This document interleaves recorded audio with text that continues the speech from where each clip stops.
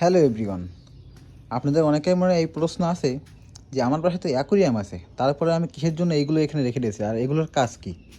তো সেগুলোই আপনাদের কাছে আমি ক্লিয়ার করব। আর তার আগে অবশ্যই আমার চ্যানেলটি সাবস্ক্রাইব করে দিন এবং ফেসবুক দেখে থাকলে অবশ্যই আমার পেজটি ফলো করে দিন। তো বেশি বকবক না করে আমরা মূল টপিকে আসি। আসলে এগুলো আমি রেখেছি এখানে মূলত ব্রিড করানোর জন্য। এখানে কিছু মাছ আছে, এই যে মৌরুমি মাছ, এইগুলো মনে করেন লোডেড আছে, এগুলো বাচ্চা দেবে 1-2 দিনের ভিতরে। এই জন্য এগুলো আমি আলাদা করে রেখে দিয়েছি এখানে। আর এখানেও কিছু মাছ আছে, এখানে দুটো কচ্ছপ আছে। আপনারা জানেন যে আগে ভিডিও দেখছেন, এরকম দুটো কচ্ছপ আছে আমার এখানে, আলাদা করে বালি দিয়ে রেখে দিয়েছি আমি। মানে কচ্ছপগুলো এখানে ডিম পারবে কিছুদিনের পরে।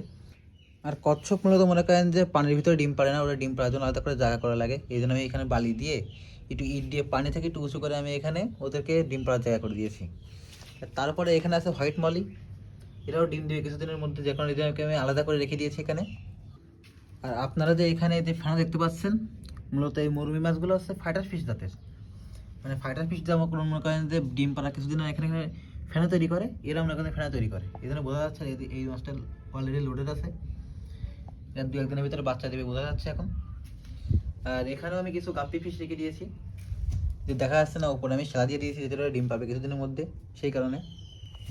আর 2-1 দিনের ভিতরে মনে করেন যে এগুলো বাচ্চা দিবে বা ডিম পারবে, আমি সেগুলো আপনাদেরকে আপডেট দেখাবো ভিডিওতে। তাই অবশ্যই আপডেটগুলো দেখার জন্য আপনারা আমার পেজটি ফলো করে রাখুন অথবা ইউটিউব চ্যানেলটি সাবস্ক্রাইব করে রাখুন। আর আমার ইউটিউব চ্যানেল এবং ফেসবুক পেজের নাম আমার টিকটকের বায়োটা দেওয়া আছে।